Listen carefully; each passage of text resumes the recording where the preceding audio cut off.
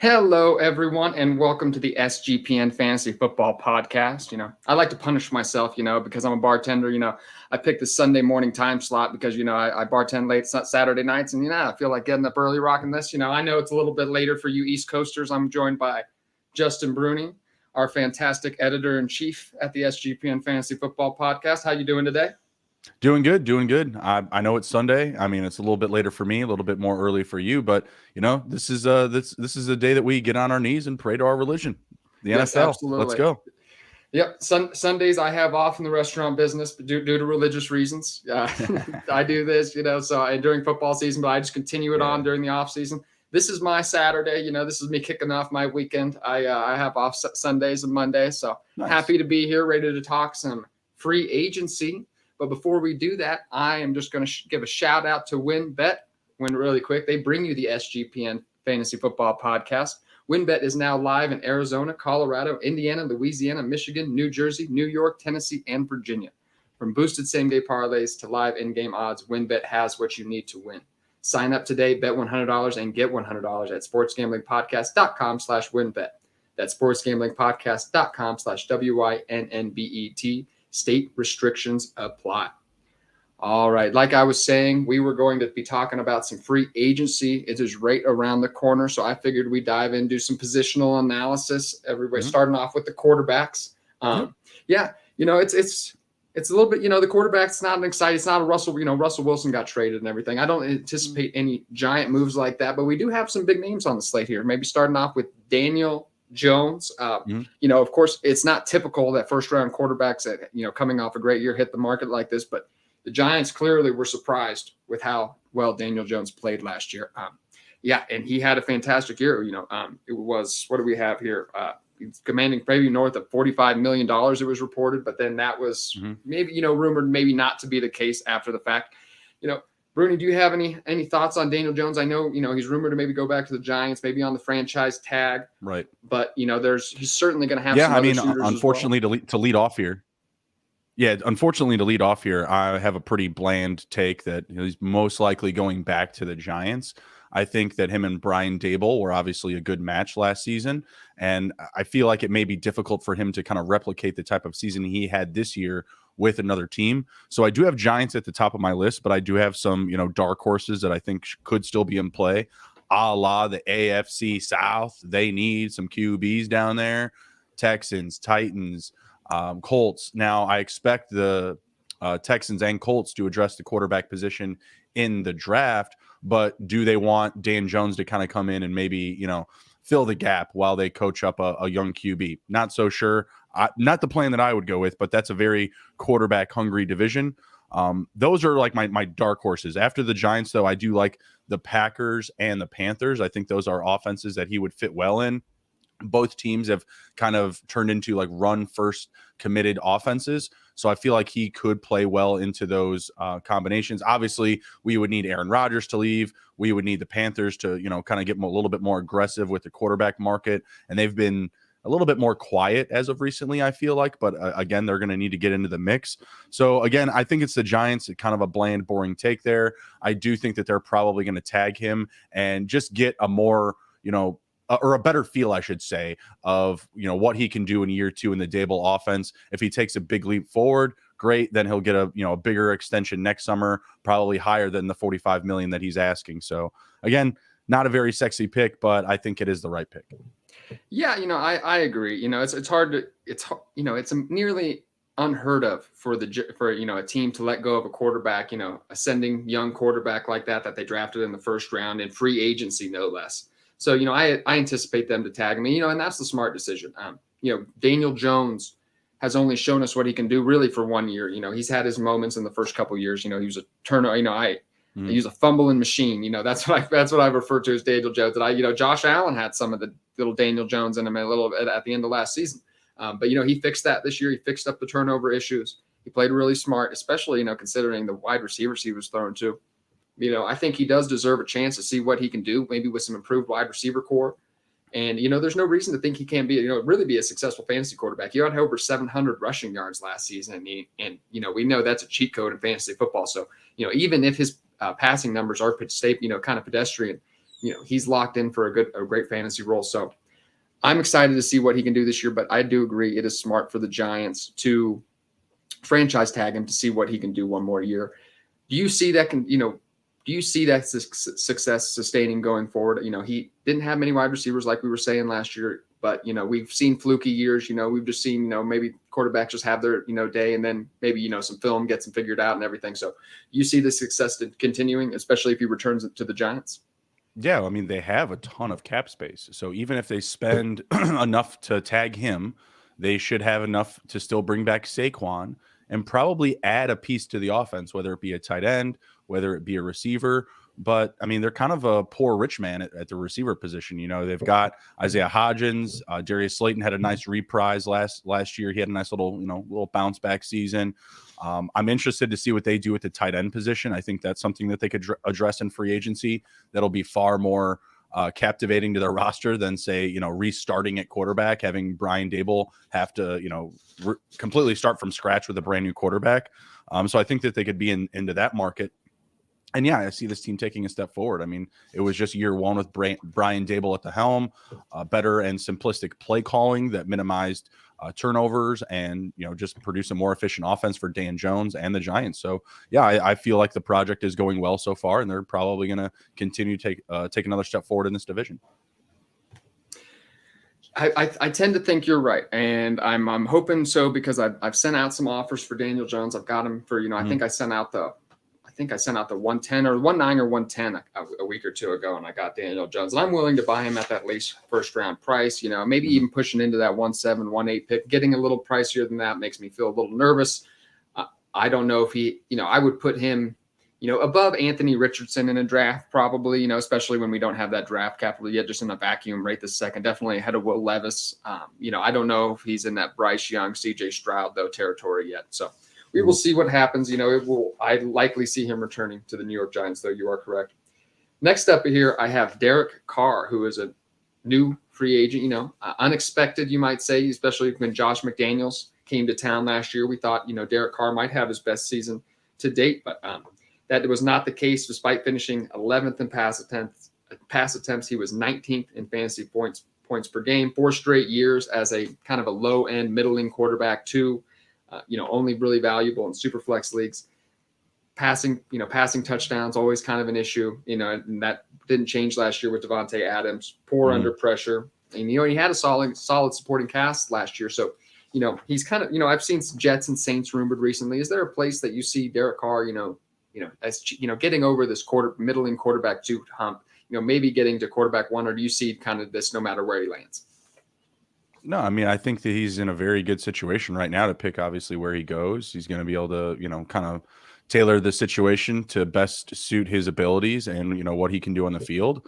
We've already mentioned the Saints and the Jets. Obviously, he's visited those places. He's been in the building. He's been talking with them. So they should probably be towards the top of the list.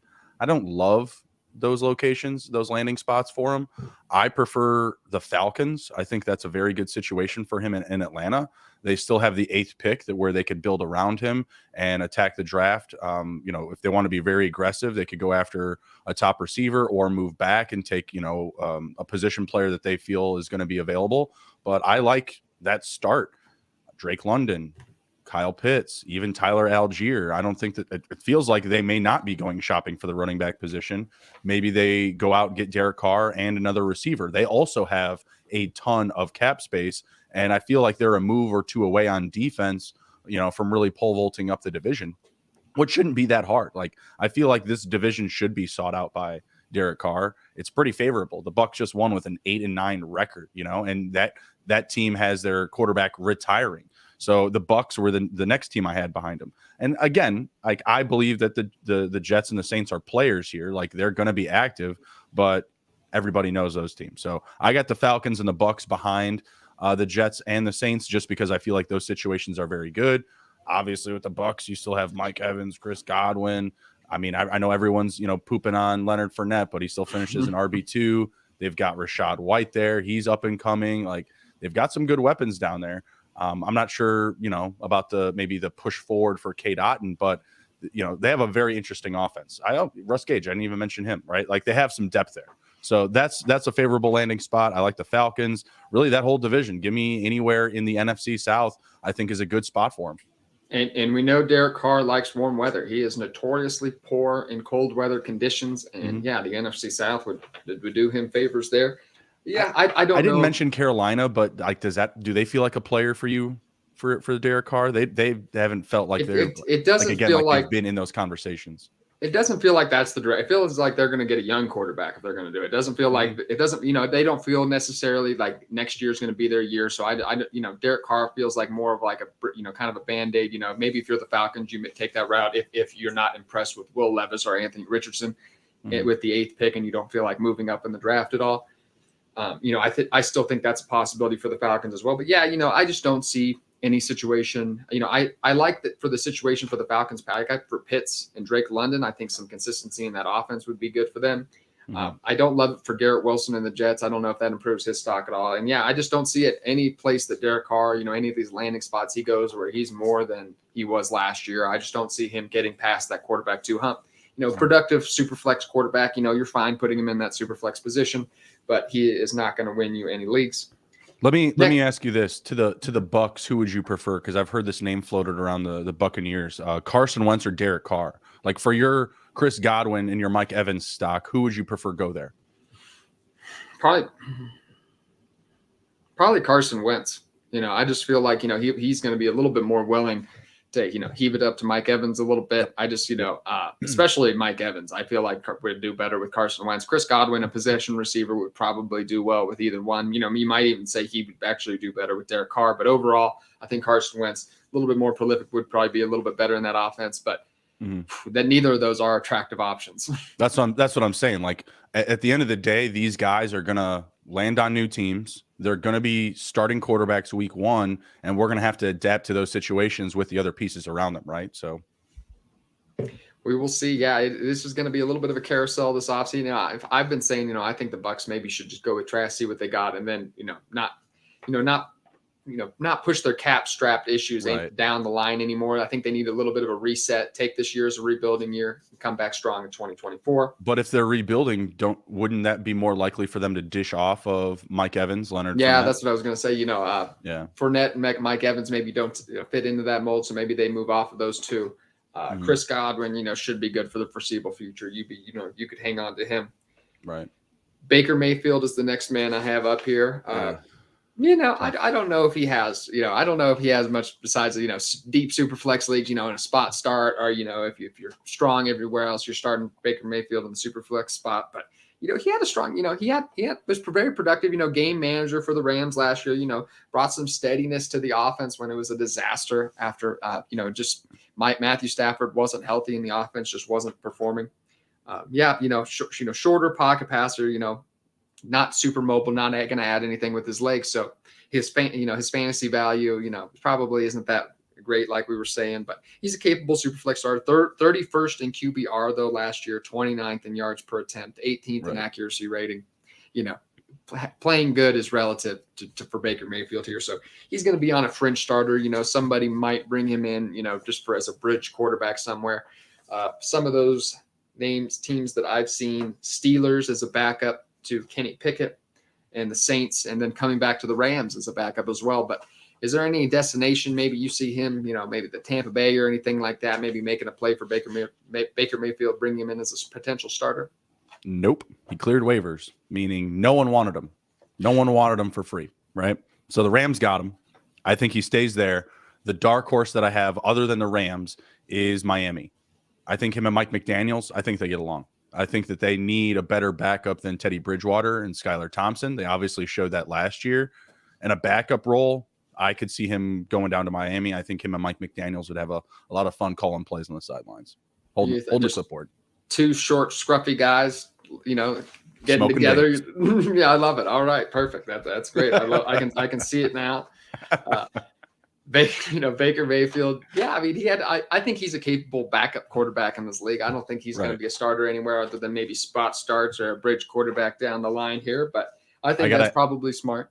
I got to ask you, me and A-Rob, we got a side bet. I got Marcus Mariota as a week 1 starter. This is a prop bet that I won last year. I won last year, and I picked it like kind of around similar time frame, like right before free agency. I said Marcus Mariota will be a starter NFL Week 1. Who is more likely to be a starter Week 1, Marcus Mariota or Baker Mayfield? You asked me this. I know you asked me this at some point, but I'm gonna go with. I'm gonna go Baker Mayfield. Baker Mayfield is the more likely starter. I know you said Marcus Mariota. I just don't, the way he ended last year so mysteriously, just kind of disappearing from the Falcons. I know it was kind of maybe injury. He quit. Yeah, he said, "Screw you guys. I'm going home on the IR." He's not good enough to do that. Marcus Mariota is not good enough to be like, I'm not too good to be the backup quarterback here. You know what I mean? So I just don't see him walking into good standing anywhere. Starting quarterback. You know what I mean? So unless he went, maybe that's the case. Unless he goes somewhere like not the Falcons, the Arizona Cardinals, where Kyler Murray may not be back Week 1. Now that's a possibility. Mm-hmm. I could potentially see that, but I don't see him unless the starters like Shell back to the Titans. Back to Tennessee, and that'd be smart. Ryan Tannehill could get benched at some point this year, so yes, you could traded or traded. So, signing up with a poor quarterback somewhere is not a bad choice. Miami Dolphins, Tua with those injury concerns, not a bad choice either. We will dive into my last quarterback here I have up, though. Jimmy Garoppolo. This is my, probably my second most intriguing option, I think, here. Possible destinations: Raiders, Houston, Buccaneers, Jets. I think he's a starting caliber quarterback in this league with a bad injury history. Unfortunately, he was 4th in yards per attempt last year, 2nd in pressurized completion percentage.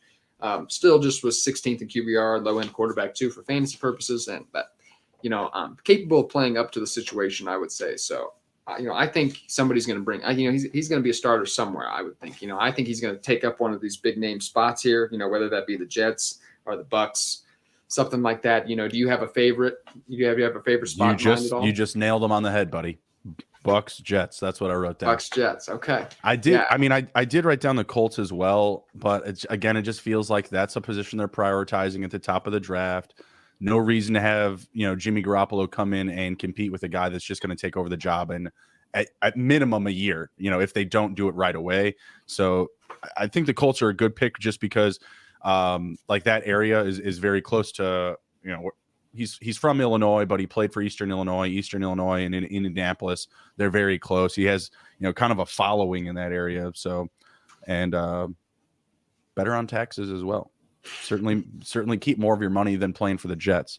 But the Bucks also fit into that as well. They are a non-income tax state as well. So the Bucks, I feel like, are a good situation because I personally don't believe that they're moving forward with Kyle Trask. That's just coach talk, that they're just, we're good. We're fine. We don't need to sound desperate when it comes to making trades, making deals with free agents that are going to be more expensive. Like, I feel like they are going to be more timid in the market. They're not going to be very aggressive whatsoever. So where others are going shopping for Derek Carr, Aaron Rodgers, the Bucks will go shopping for Jimmy Garoppolo, Carson Wentz type of level. Okay. I like that. I guess my one concern about Jimmy is I don't know if he, like, anywhere he goes where he elevates the situation, maybe to the Falcons where, it's where maybe with the Falcons, it's a little bit better for them. But, I don't see him going to the Bucks and improving the fantasy outlook of, the team of them. Right. I don't see him going to the Jets and improving the outlook of Garrett Wilson. So that's my concern. But I do think he is a super flex starter, not a quarterback you're going to be considering in one quarterback leagues, but valuable in super flex leagues. And, I think he's probably going at a really good discount right now. If you're in a dynasty fantasy football league, send out maybe a mid-second, late second for him. You probably got a starter on your team. Before we dive into the running backs really quick, I just want to give one more quick shout out to our pals over at WynnBET. WynnBET is the official online sportsbook of the Sports Gambling Podcast Network. WynnBET is active in a bunch of states, and there are tons of ways to win, including live betting and same-game parlays, aka WynnBET's Build Your Own Bet. Great promos, odds, and payouts are happening right now at WynnBET. Ready to play? Sign up today to receive a special offer. Bet $100, get $100, limited to state availability. And, of course, if you hit the biggest long shot parlay of the week, you get a $1,000 free credit. There's so much to choose from. All you have to do is head over to sportsgamblingpodcast.com/WynnBET so they know we sent you. That's sportsgamblingpodcast.com/WYNNBET. Offer subject to change. Terms and conditions at winbet.com. Must be 21 or older and present in the state where playthrough WinBet is available. If you or someone you know has a gambling problem, call 1-800-522-4700. Also going to shout out the SGPN merch store. The SGPN merch store continues to add new items to the store every day. Head over to store.sportsgamblingpodcast.com to get your friends shirts, hats, sweats, and hoodies. I've been a big fan of the hoodies lately. I'm not a hat guy. I don't like to put a hat over this hair. Never have, really. You don't look like a hat guy either, Justin.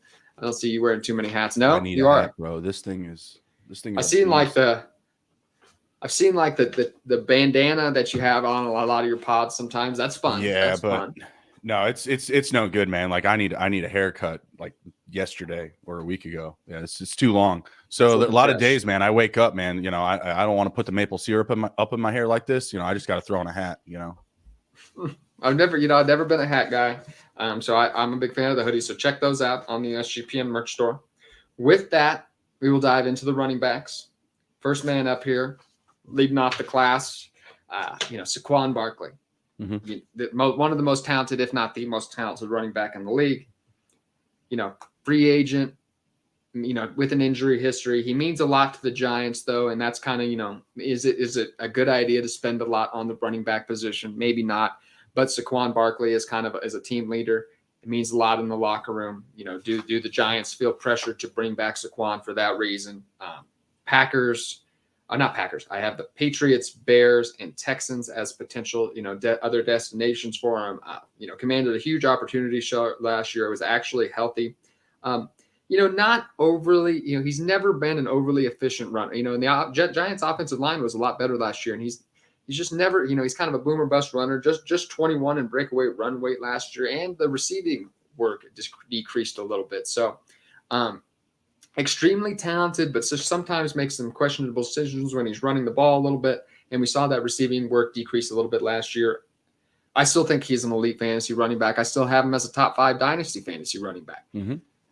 However, there's these concerns with the injury history and the efficiency metrics. Do you see, is that sustainable anywhere he has going forward? Is there a destination that is, particularly good or particularly poor for him? The best landing spots for Saquon Barkley will not get him paid. So he can easily get himself into any offense where he can be that guy, where you can just check him for a top 5 running back season. But again, that's not going to get him paid. If he wants a top 5 running back season, he can go to the Chiefs, no problem, on a discount. He can go to the Bills on a discount. He can go to any prolific offense in the NFL and be a top 5 guy. Now, where is that going to fit where he can be that good and also get paid what he's worth? And there's only 2 teams I have, and that is the Giants and the Bears. The Bears have been a run-first offense. They've put up more points last year than they probably put up in the 3 years prior combined. Their offense was prolific. Their defense was not. Saquon doesn't play defense. So that should be fine to bring him in, but I still think it's between the Bears and the Giants. The Bears have the most cap space. The cap is going up. I'm not sure if that's already happened or not, if that boost has come in.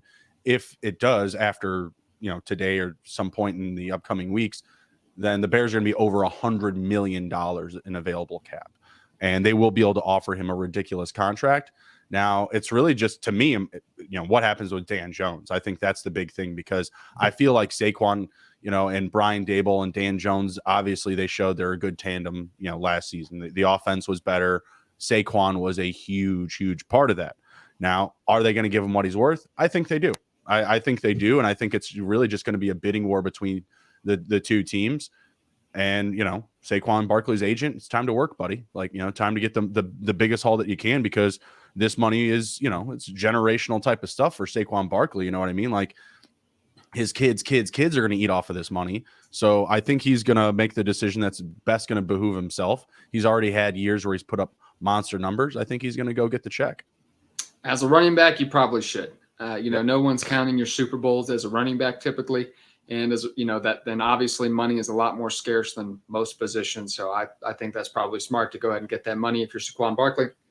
The one thing I would question is, just with a running quarterback, acquiring and spending so much money on a running back, Is that smart in today's day and age, to kind of create such a run-centric heavy, offense where you're going to be running, so you're going to feel pressure to give Saquon Barkley 20 rushes a game, Right. and then Justin Fields is going to be running too. Is that sustainable in today's NFL? Obviously maybe the Bears don't plan on getting to the playoffs next year, and the Eagles have done a good job at that. But, how do you like that? How do you see that for the Chicago Bears offense? Well, I think it's actually an important aspect to have. I think, especially if you look at today's NFL, I think you look at some of the rushing quarterbacks and you're just like, man, what if they had another threat in the backfield? You look at Jalen Hurts and Miles Sanders this year. Look at the year that Miles Sanders has. I know we're going to be talking about him pretty soon here.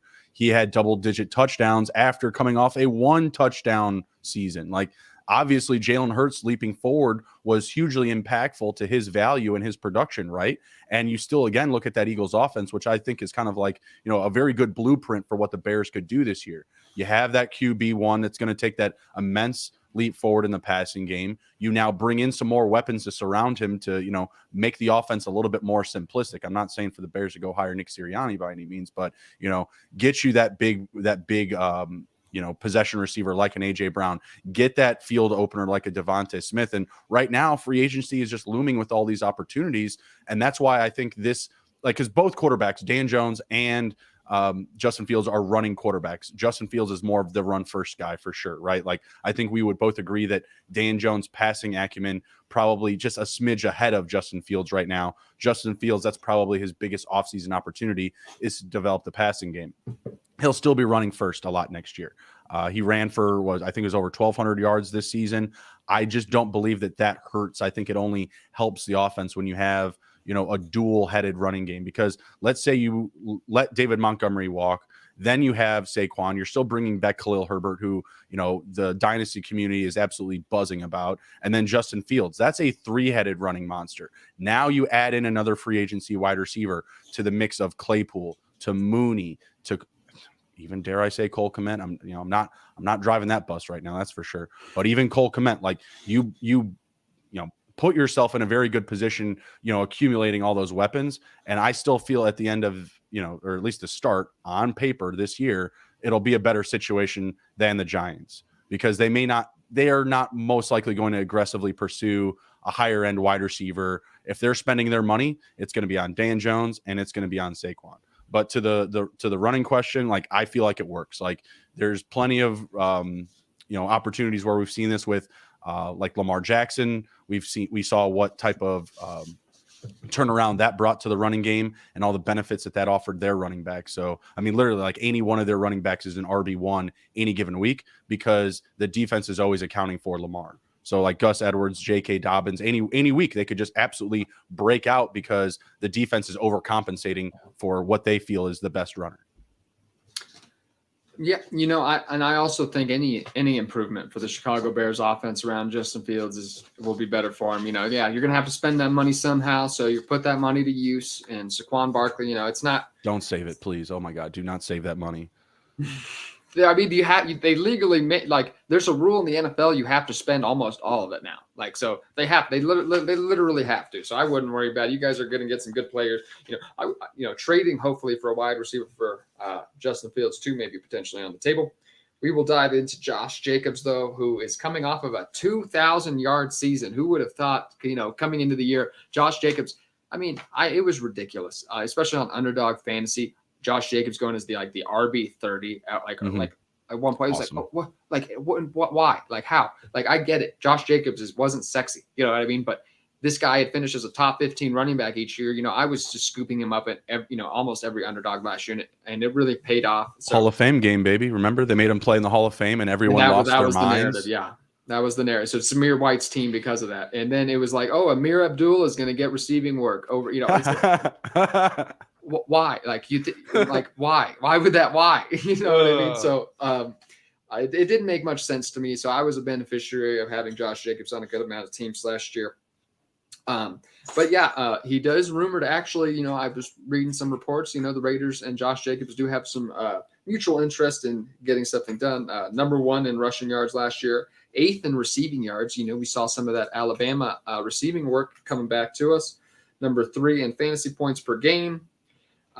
So I see Josh Jacobs. That was a career year, in my opinion, for Josh Jacobs. I don't know if we see 2,000 yards again.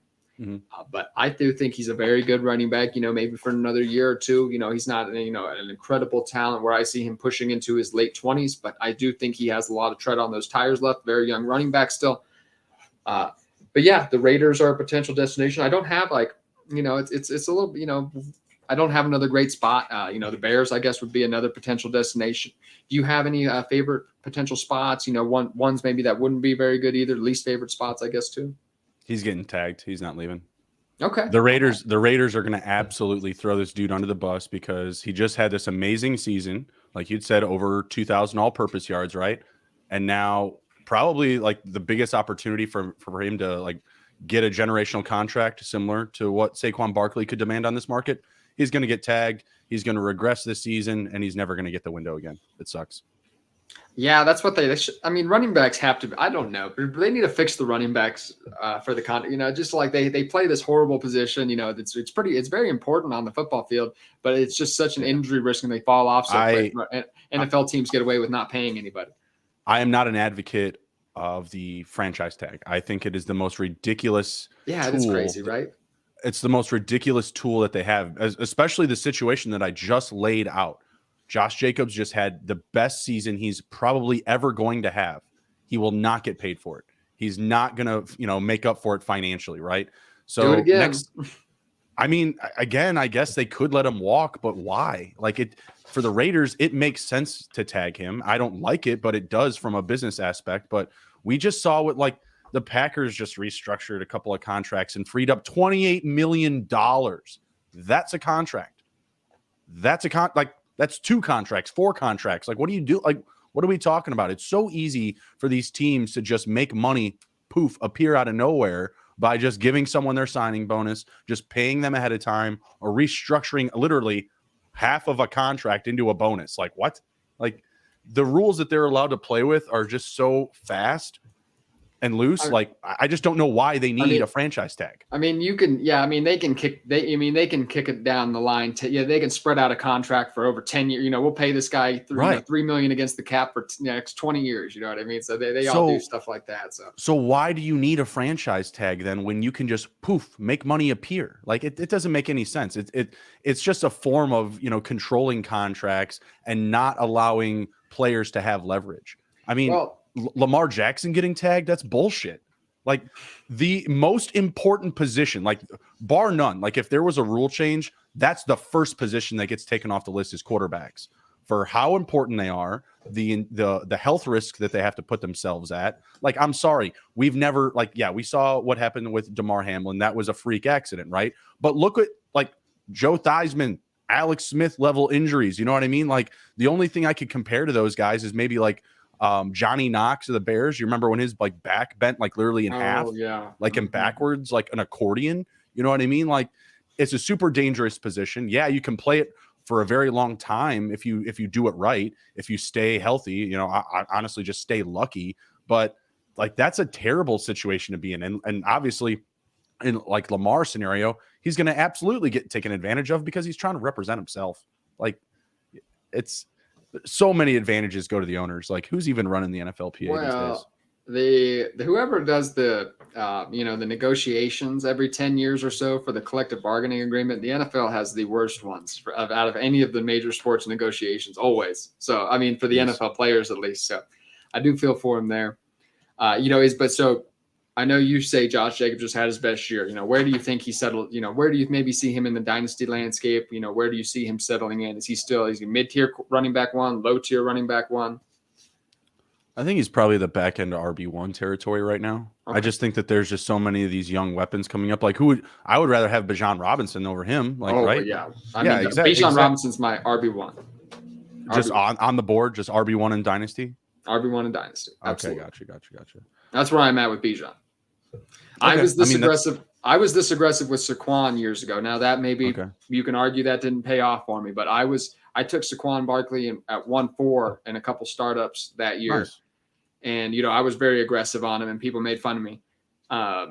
Then that was the year that Todd Gurley was going right beside him and Odell Beckham Jr. was still the number 1 asset in fantasy football. So you can say that didn't work out for me, but I'm in the same boat. The only players I would take in a 1 quarterback, there's a lot of quarterbacks, I would take over Bijan Robinson in a super flex.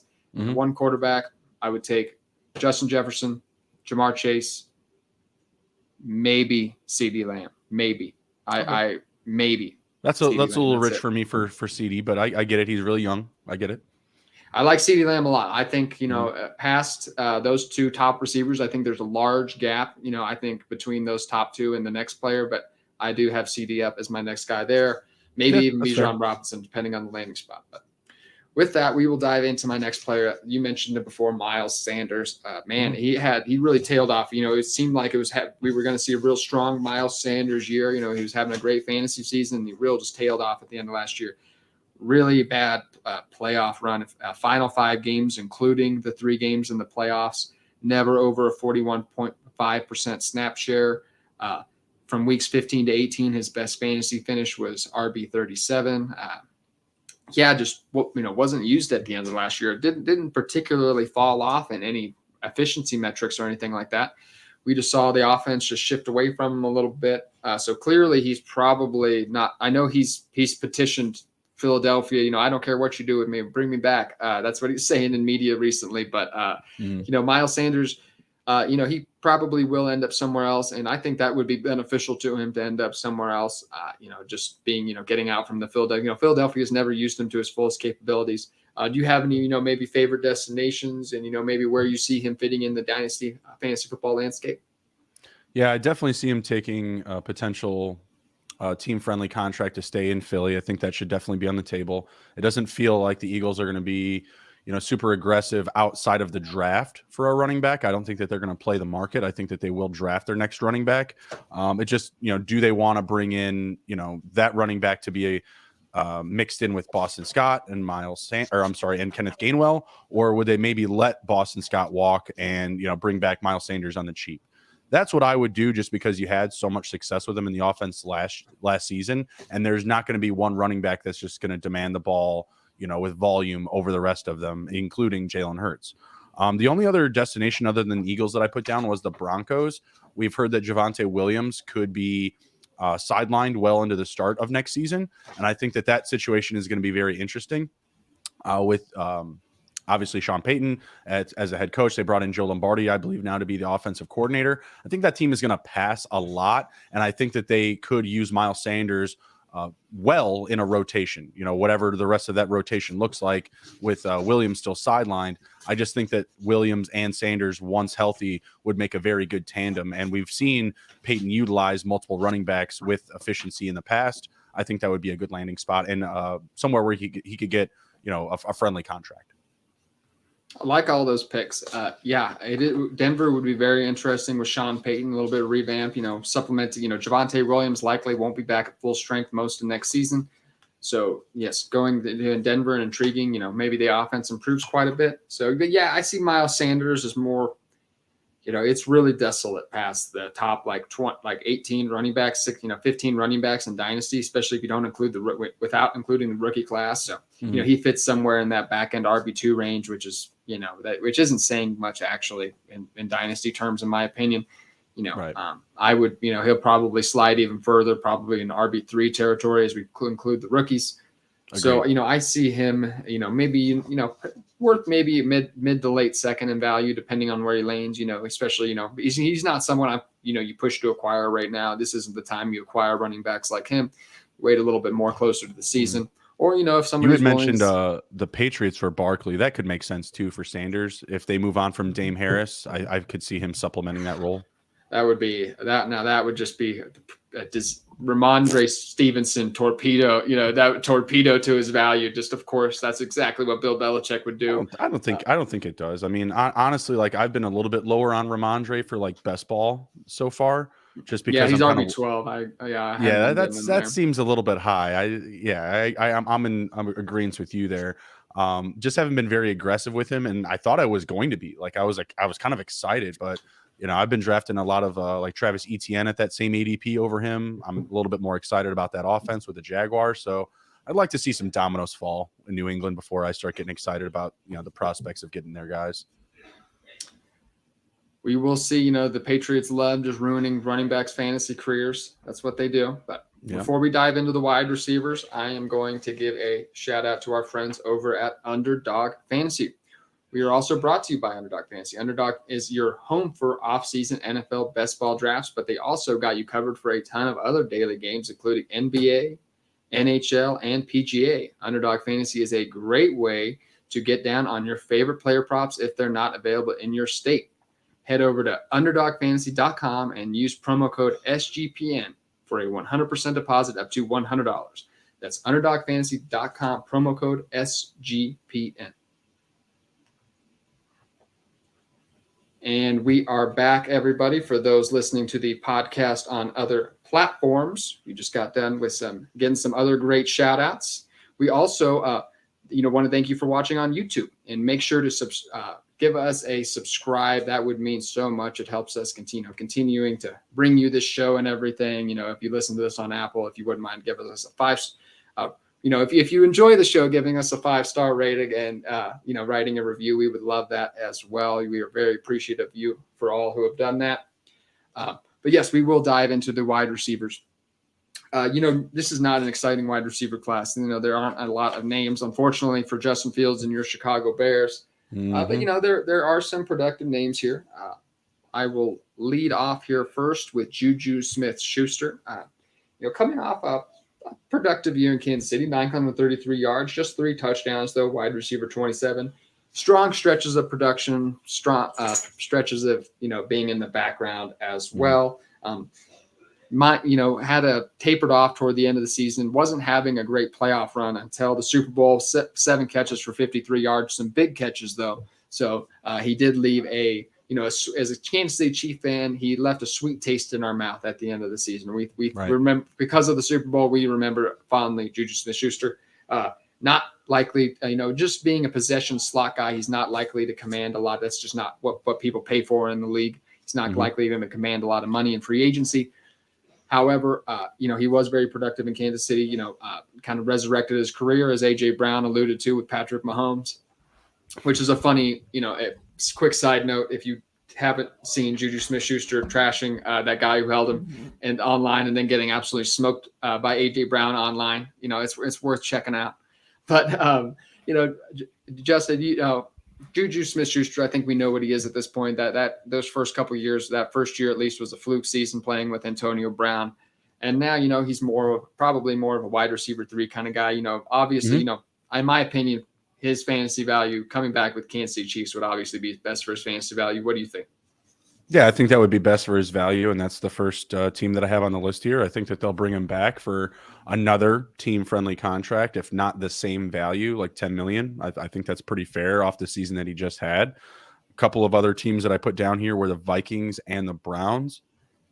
Vikings, I feel like, are going to be a little bit more hungry at the position, but not willing to spend big money.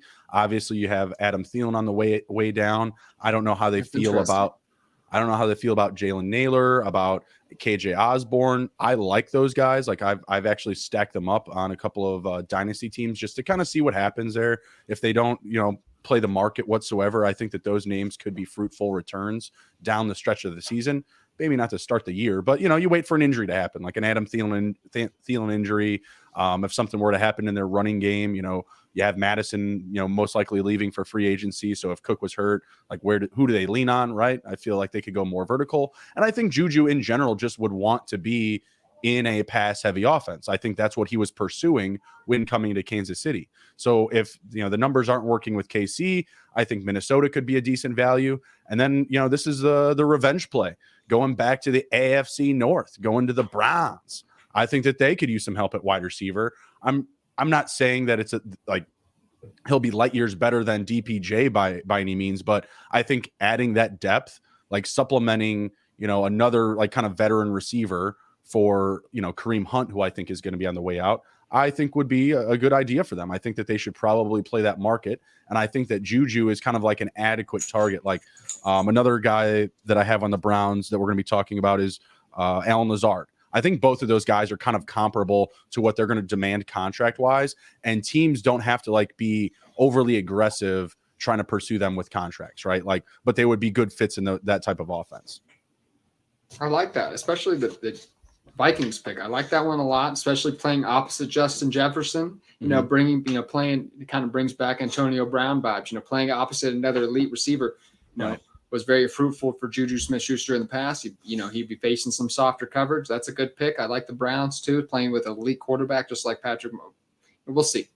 Deshaun Watson, I call him that. Just like him. Just like, he was until he wasn't. Fits the mold. He fits the mold. Deshaun Watson, that's for pod for another, we could talk about. That's a whole nother topic we'll dive into another day, but I think he's in due for a bounce back. He finishes the QB5 3 straight years. Right. Yeah. We could talk about it, just discarding who he is as a human being. I think, he's in for a big fantasy year. Right. So, and you can probably get him at a poor human being discount in fantasy football leagues if that's your flavor. So I do love me some discounts. I do love me some questionable decision making discounts. I won't. I don't want to make people mad, so I'm not going to smile when I say it or anything. But yes, when Tyreek Hill was going, when you could get Tyreek Hill, I acquired Tyreek Hill for a 3rd round rookie pick in multiple leagues. What's that now? What's it? A few years back, remember when Tyreek Hill had, his incident where, issues with his significant other. Right. It was a couple of years ago when he was going to be a free agent with Kansas City. He was going for nothing. Awesome. Literally nothing. Free agent fab dollars I saw in leagues. That's hilarious. The I'm about NFL, to trade Tom Brady for $3. Yeah, it's probably good. Tom Brady, I don't think is coming back. So you can probably get anything you can get for him. But yeah, $3. The dynasty fantasy football community is quick to react. And then the NFL does not, if it's a great player, the NFL's probably going to bring him back unless it was, really, we've seen what they're willing to do with Deshaun Watson. So I would be willing to bet, that he'll be getting back to normal. Those, at least, low quarterback 1 numbers in my opinion. So we will see about that. But yeah, Juju Smith-Schuster, low-end wide receiver 3, or mid-tier wide receiver 3 in my opinion. Next up here, I have Jacoby Myers. Just chugging along. Jacoby Myers. This was he a 7th round pick or undrafted? Can't remember. One of those two. He was like a 7th round pick, or I think he was undrafted. I think he was an undrafted free agent. 25% target share last year. Wide receiver 28, 2022. Wide receiver 30 in 2021. 29th in fantasy points per game. Not a great athlete. Does kind of pretty poor athlete in most measurables, but a very reliable target. Patriots would be behooved to bring him back. They don't have a lot of weapons, but the Giants have also been a very I've heard rumored quite a bit. Mm-hmm. That would be a nice target for Daniel Jones, especially considering who he was thrown to most of this year. What's your opinions? Do you have any favorite spots, landing spots for him? What's your fantasy outlook for him as well? My favorite spot, most likely he'll probably come back to the Pats, but if he was going somewhere else, I'd like the Ravens. I think he could be a star on the Ravens. Very good fit for the run blocking scheme. Obviously, they're still going to run the ball a lot, similar to what he's been dealing with in New England. But I feel like he could be like the top guy there, and I feel like going from Mac Jones to Lamar Jackson, it would be a breath of fresh air.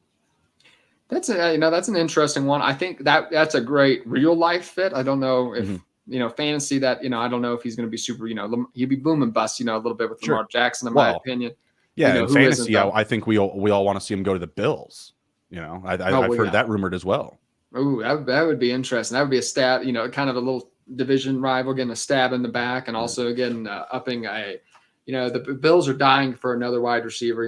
Gabriel Davis did not step up behind Stephon Diggs, so I know the Bills will be looking to upgrade that position this year. Next up, I have Al Lazard. Just another guy, not a great athlete, had productive weeks last year out of necessity. 34th in fantasy points per game, though, and immediately when Christian Watson came back healthy at the end of last season, immediately became the wide receiver 1 in the offense. He is quoted at saying he's excited to enter free agency. But the Packers are also, I also just read that we're talking about a new contract. So interesting. I just read that this morning, actually, when I was doing a little prep for the show.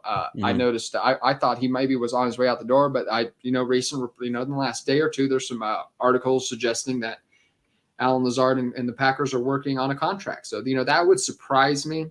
Yeah. I just don't know if, it kind of ended a little bit on a sour note. And, how's it going to get better than with Aaron Rodgers in a completely wide open offense? You know what I mean? Right. So it's hard to see him getting better, than his low wide receiver 3. But do you What are see they any? I'm sorry. I'm just trying to ponder to myself, what are they going to offer him? Like, I don't know. That's a very weird situation. I was in the same boat. Like, I thought he was all but gone. Yeah. And to me, the only reason he would stay is if he goes to the third option that I wrote down. I wrote down Bills, Browns, follow Aaron Rodgers. That's the only way I could see him staying with the Packers, if Aaron Rodgers stays and then he signs, a team-friendly contract. Like, I don't think Rodgers loves him. I don't think Rodgers is going to be like, get me Allen Lazard. Oh, you no, think I so? don't. I think it's quite the contrary. They're like really good friends off the field. Yeah, like they live together. This is why we brought you on the show today. Yeah. Alan Lazard lived with Aaron Rodgers, kind of like a la AB and Tom Brady, AB and TB. You know what I mean? So like, yeah. He lived with them when I think he was dating. Wow. That's how we do the measurables with Aaron Rodgers, who he was dating, what drugs he was on. He's done pretty well, especially when he was dating the actress. I think it was before the actress. I think it was just before her. I think it was. He was doing well. He shouldn't have let that one go. She's a good actress, and yeah, but he was hanging around with Miles Teller too much because of that crazy chick. So I was out on that. You get Aaron Rodgers 500 yards away from Miles Teller. Miles Tellers is an Eagles fan, and he's shitting on every fantasy football analyst because we're nerds and we don't have any passion for our home teams. Fucking psycho. Go lift some weights. Funny. You know what I mean? No, back to Alan Lazard here, getting a little off base here. I feel like, again, I still feel like he's all but out the door. I don't know what type of due diligence that they're going to do. Again, Alan Lazard, let's say Aaron Rodgers walks, like him, Christian Watson, Romeo Doubs, Jordan Love in a run-first offense. I don't love it. I don't like that at all. I feel like if he goes to the two teams that I wrote down, the Bills or the Browns, who need a receiver that played in cold weather, and they get a guy that can play mediocre receiver and play in cold weather, match made in paradise. Man, I'll tell you, it actually makes me the narrative you just told me that Aaron Rodgers and Alan Lazard actually are really good friends and they lived together for a while, it actually makes me even more discouraged on Alan Lazard, because we had the breakfast narrative too. We had the Cooper Kupp, Matthew Stafford breakfast narrative with those two, and it still didn't work. Man, right. That's even more concerning. I'm even more out on Alan Lazard now than I was before. So I just don't see a scenario that, like, even if he went to he's not better than. I mean, I know Gabriel Davis. Is he better than Gabriel Davis? I don't think so. I mean, maybe. I don't think that he's better than Gabriel Davis, but Gabriel Davis is a deep threat receiver, right? His average reception was like over 17 yards this season. He's a field breaker. Different. You're right. Yeah, exactly. He's a field breaker. He's absolutely better, and that's why he has a demand around this league. Like, if they wanted to move him, they would get a big haul, because you and I have talked about this before. These field breakers are just huge in the NFL right now. Pass interference, opening up the deep ball, establishing just efficient targets at a lower ADOT. Right? You have to take like a defender. You have to take one or two defenders 40 yards downfield with him. You know what I mean? Exactly. So. But what they are in need of is someone that can clean up with a lower ADOT, right? Like Stephon Diggs, he's their A1 guy, but we also saw a stretch of him going on a bad run down the back end of the year, right? Like, he was a little bit disappointing for folks, that were trying to get into the fantasy playoffs. He did just fine in the fantasy playoffs, but for folks that were on the bubble, he was not very helpful. I still think that, like you had already said, like, they need somebody there. Again, like a Lazard, even like a Brandon Cooks. Like, these are guys that we know can play in cold weather, and they can offer supplemental type of production. They don't need to be the best receiver when they come in, but they will be a good add to the playbook, the system, etc. He kind of fits that Juju Smith-Schuster, kind of like just a possession guy who's not going to get a lot of money. But so, I think, just if he goes somewhere good, he might have wide receiver 3 upside. If you're starting, if you have a few wide receiver positions and a couple flex positions in your dynasty league, Alan Lazard could have some value still. Last guy up, we'll just do, real quick before we dive into the tight ends real quick. DJ Shark, with Detroit last year, 3 big games down the stretch, has a 1,000-yard season, but he's missed 21 games over the last 3 years. This guy is an elite athlete. 4.34 40-yard dash, 97% speed score. this guy is going to, not extremely productive, but a guy who actually commands a good amount of money in free agency just for the fact of what he, does downfield, how he opens up the offense. Rumored to potentially could come back to Detroit, but Jameson Williams kind of fits in the same mold as him. So, it might not behoove Detroit to bring back both guys, considering that they kind of do the same thing. Ravens and Cowboys I also saw as potential destinations as well. Any of those intrigue you, or do you have a favorite? I like Myers over Chark with the Ravens. Again, I just think he's a better fit for the offense and what they do. Who was the other one you had mentioned? The Cowboys? Cowboys, that could be interesting. That could be interesting because I'm not on the you and I have discussed this before. I'm not in the Michael Gallup bus. I feel like he's going to get cut. And that same amount of money could be just as well spent on DJ Chark. I like that. The teams that I wrote down are Chicago, obviously very hungry at the position. The Texans, I think that they will move on from Brandon Cooks and they'll have a big opening there. I think DJ Chark, going back to that division again, kind of poo-pooing on the Jaguars a little bit, where he didn't get the fairest shake. And then I have the Cardinals, who are going to need to supplement, again, DeAndre Hopkins opening up and AJ Green retiring as well. I feel like he kind of fits a little bit of what both of those guys can do, obviously at a much lesser level, but what they need from that position to really open up the field, I think he could, fill in well there. I like that too. That would be interesting. DJ Shark's not a guy, probably on that wide receiver 5 territory in Dynasty, maybe potential for a wide receiver 4 season. If you have a lot of flex positions, DJ Shark is an intriguing option. We saw, he definitely had, only play, missed about 6-7 games in the middle of last season, but when he came back, he had some really strong performances. We will finish up though with 3 tight ends. Leading off here, I have, it's one of my sleepers this offseason, Mike Gesicki, and I think the story can just be told in a couple stats what happened to Mike Gesicki in 2022. He was 16th in slot snaps last year after being first in 2021, second in 2020, and third in 2019. Route participation went from 79% in 2021 to just 56% last season. 29th in fantasy points per game last year. So I think, just that Dolphins the way that the offense shifted, he was not going to be used they wanted to use him. They wanted George Kittle. Mike McDaniels wanted somebody who's blocking out there who does a little bit of everything. Mike Gesicki is a receiving tight end, not much of a blocker. But he is a free agent. He's an elite athlete, in almost every metric, Mike Gesicki does very well. So, he's somebody who in fantasy, when looking at the tight end position, generally the athletes that are producing, for fantasy purposes, a tight end, there are some exceptions with Dalton Schultz and Pat Freiermuth, but for the most part, you're looking for those elite athletes, and Mike Gesicki is one of those players. Potential destinations, the Panthers, and I really like the Giants. Getting Daniel Jones, another fast receiving option, kind of, in that Evan Ingram mold, maybe that he uses. Hopefully he's used a bit more of those. So do you have any potential destinations? You see Mike Gesicki having any kind of bounce back season this year? I got to ask you first, though, do you have a third option written down? I did not have a third option written down. Well, I have 3 written down, and my first 2 were Giants and Carolina. Let's go.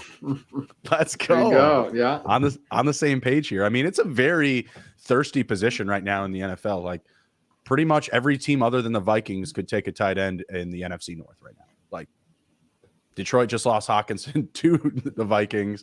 The Bears need somebody with Cole Kmet. Aaron Rodgers and the Packers, they need somebody other than Bob Tonyan.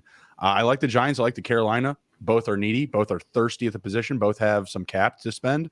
The third team that I wrote down, it sounds like Hayden Hurst might be a potential cap casualty. I like the Bengals. I think they might be able to get him at a discount if they have to somehow say goodbye to T. Higgins and they bring back Tyler Boyd, Gesicki, and Chase. That might not be so bad. It might not be so bad. And I like that. The Bengals are at the 6th highest cap right now. Kind of random. I didn't think they were that high. So I don't think they'll be aggressive, but I think that they could get him at a friendly contract coming in. The Bengals are about to spend all that money, and they won't, unfortunately, be acquiring any new players for it either. Yeah, that makes sense. They've had the mold to make runs in back-to-back years. So I would keep doing with what you got. And this will be the Bengals. Even if they sign everybody this year, it's still just going to be extensions. So the Bengals will have this season to, be kind of in that cheat code, not paying Joe Burrow, not paying Jamar Chase, not paying T. Higgins. That's the benefit of drafting very well, so they earned it. They drafted very well, and they don't have to pay their young talent quite a bit, but it is just around the corner, and that'll start kicking in likely in 2024 a bit. Next up I have here is Dalton Schultz. Unlike the other two that we're talking about today, Dalton Schultz is not a great athlete. 16th in ADOT, 30th in target separation, but he is entering the prime of his career. I always tend to think that, especially for a guy like Dalton Schultz, the best bet, the best thing for his fantasy value would be to return to the Dallas Cowboys. However, I was, as I was doing prep for the show and kind of reading the recent tea leaves, it is suggested that the Cowboys are unlikely to sign Dalton Schultz again, but I still think they've got no money. Things always change though. So, we'll see what happens, but the Cowboys are a potential destination. Colts as well, I've seen mentioned. That could be, depending on who's at quarterback. And of course, the most likely kind of one right now, the kind of linked is to the Chargers due to the Kellen Moore connection, who's their new offensive coordinator. Potentially giving Justin Herbert another target to throw to. You cringed at all those options. So none of those just following Kellen Moore to the Chargers. Like, I mean, you and I, we do not work in the NFL, but Gerald Everett or Dalton Schultz, go. All right, I'm not going to agree with you here. I would definitely say Dalton Schultz. I mean, Oh, really? Okay. Absolutely. All right. Yeah. I mean, we just got done saying he wasn't an athlete. Like, you look at Gerald Everett, dude's an athlete. Like, I mean, Gerald Everett closer playing to wide receiver than Dalton Schultz, in my opinion. Yeah, but I mean, at some point, production has to come into it. Dalton Schultz has been good. Now, I have compared it to but Austin. Gerald Everett's been buried on his rosters. Like, he hasn't had a fair shake as like a top target on his team. Last year, he kind of got a fair shake. I mean, Mike Williams and Keenan Allen missed significant portions last season. It's true. And Dalton Schultz has been, he deserves the benefit of the doubt. He has been productive. I compare it to Austin Hooper, though. I do agree. He was like, when Austin Hooper left the Falcons, when he left the Falcons, he had a huge season with the Falcons. At least he had a huge season, and then nothing. So this is kind of what I'm talking about. Possession tight end, not a great athlete. Right. So I could see. I don't know if I see him taking that big of a fall, but I just feel like with this market right now, like I just don't know why you would want to follow Kellen Moore. It's just, again, a unilateral move. You don't know what that offense will look like. I mean, even if they got off of Keenan Allen and Gerald Everett, you're still going to have Austin Eckler there demanding the ball every other touch. They would still go out and get other weapons. It wouldn't be like he would be the top guy. I just don't like following Kellen Moore. That's the only part that I cringe at. Where would you see, where would get you excited for Dalton Schultz next season? I would, again, anywhere in the NFC North, bro. It's wide open. Those teams have money. They'll pay you. Like, the Lions have a big need. The Bears have a big need. The Packers have a big need. I mean, shit, we go around the whole league. I mean, you could throw him in with Dawson Knox in Buffalo as a double tight end set. If you want to buy in on the Kansas City Chiefs, someone's got to replace Travis Kelce in a couple of years. Another team where I could see double tight end sets being like the new thing again. I don't love Logan Thomas with the Commanders. Again, like, these are situations where, again, like, there is a tight end there, but I think that he could be better than what they have, or at least be another weapon in the offense. Okay. Gosh, I'm just running around the board here. Don't hate the Broncos either. Obviously, Greg Dulcich, he's going to be a sophomore, still a little bit younger. That would be somewhere I would not want to touch if I was Dalton Schultz. I don't know if he wants that smoke trying to go up against Greg Dulcich on the depth chart. I mean, don't get me wrong. What we've seen Sean Payton do with the tight end position is pretty damn good, a la Jimmy Graham. So give me any athlete down there. Yeah, like I said, that's a different class of athlete, though. So I we'll see. He's probably, he's going to chase that money, I'm sure. So it'll be dependent on who wants to pay him. But there will be a market. Anytime you test free agency and you're a good player, you'll get paid by somebody likely. So good for him, nonetheless. And last up, the last player we'll be talking about today is Evan Ingram. This is back to it.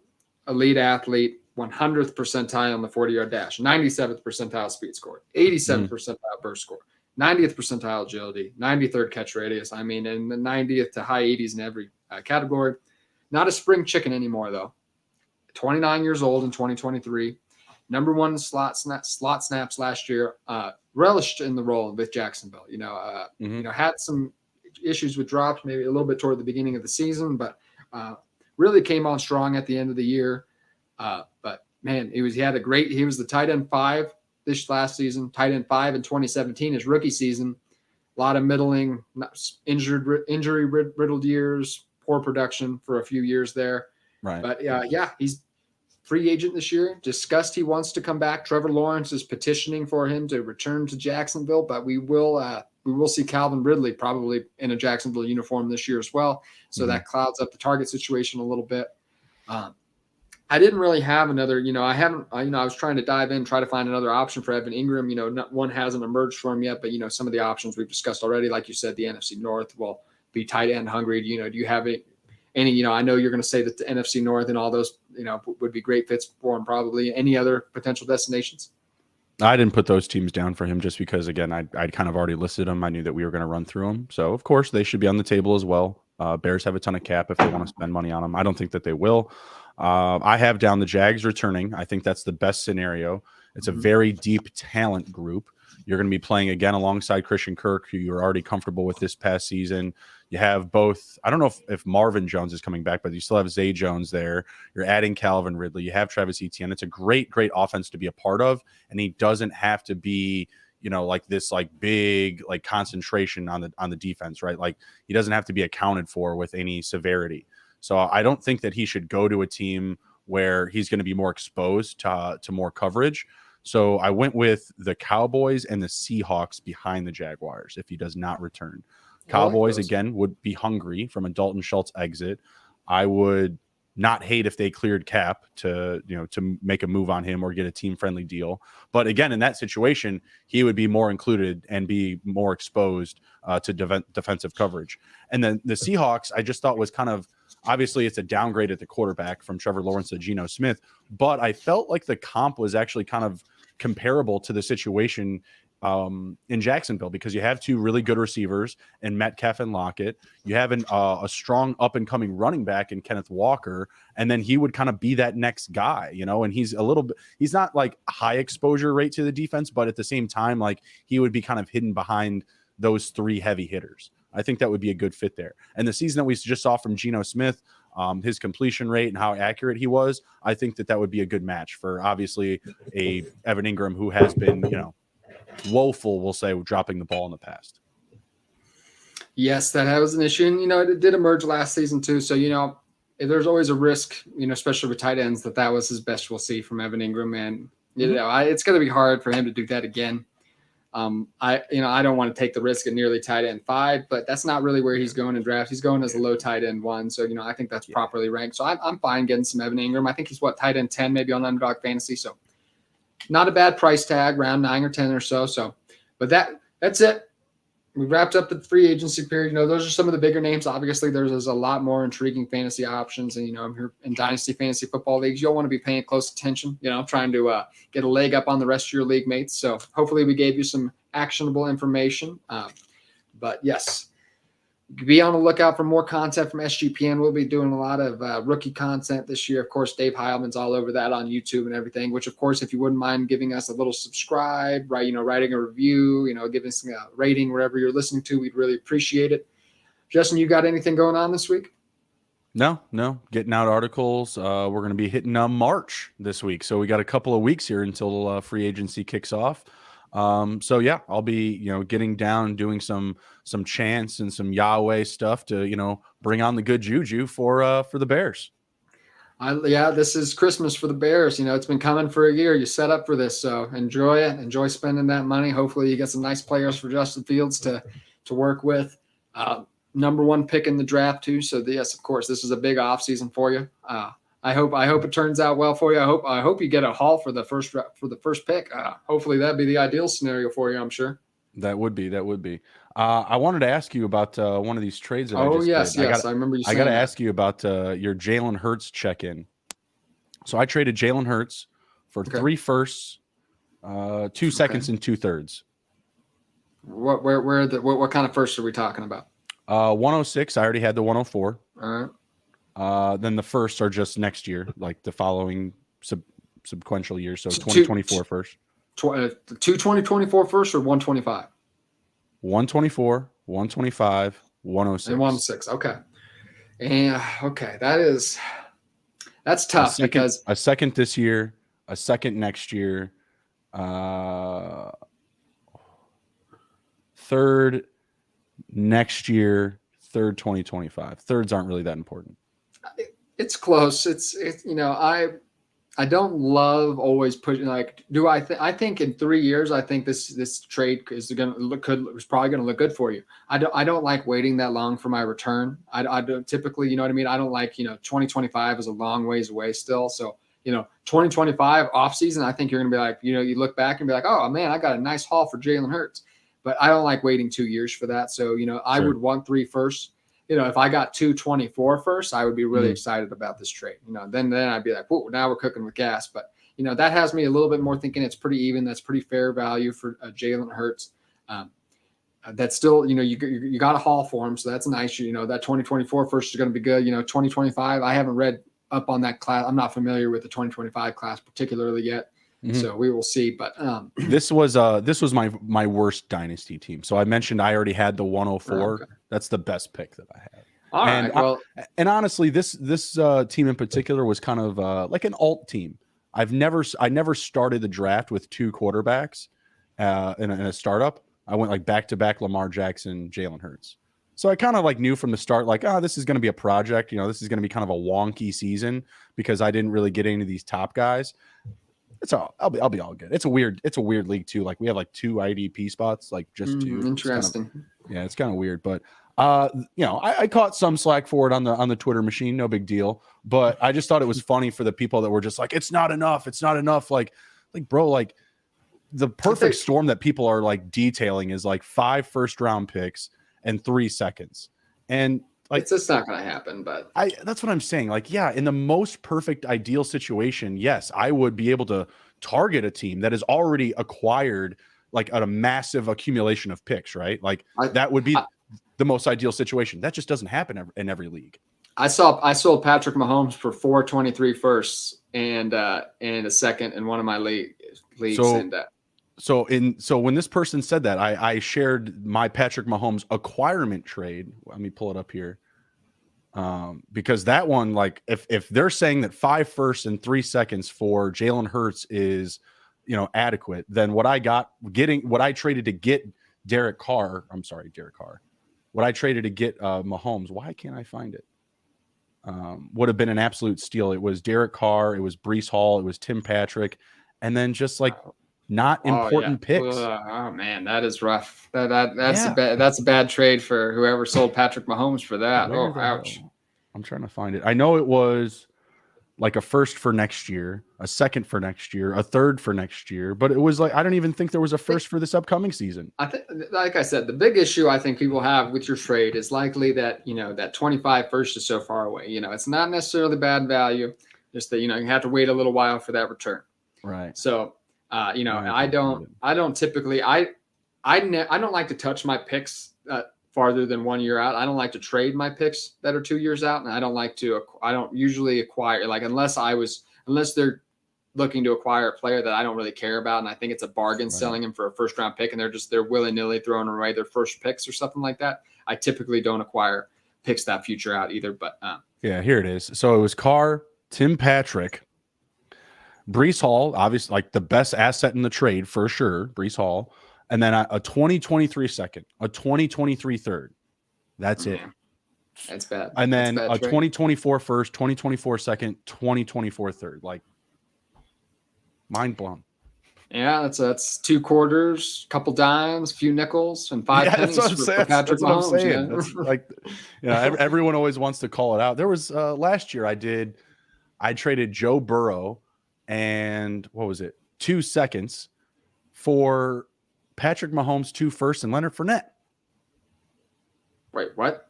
Yeah. Wait, what? Yeah. Repeat what you just said to me. Joe Burrow, 2 seconds. Okay. For my Patrick Mahomes, 2 firsts, and other way around. I got Burrow and Leonard Fournette, 2 firsts. Okay. I gave up Patrick Mahomes in 2 seconds. That's where I was like, repeat what you just said to me. I was just like, you sold Burrow for Mahomes plus. I was like, hold on. Well, I got 2 first round picks. I got a running back and I got Burrow, and that's in a 20 team league. So like Okay. that's like those That makes those sense. picks were a little bit more valuable. That makes sense. Okay. All right. Now, all right. I just like I was freaking out. I was like, wait a minute. Burrows was worth more than Mahomes at one point. Like, okay. All right. All right. He That's was apparently to this guy. fine. That's crazy, but yeah, good for you. With that, we will end it though. It was fantastic being joined by Justin again. We will be back next Sunday talking about something I haven't decided yet, but it'll be something. It'll be pertinent to the dynasty off season. You can count on that. So we will see you then. My guess it'll be the combine. Combine. Yes, that's it. That's it. That's what we're talking about next week because that's what's happening this week. Combine. I lose track of time. Here we go. Combine next week. Have a great week, everybody. We'll see you soon. Okay. Thank you so much. Take care.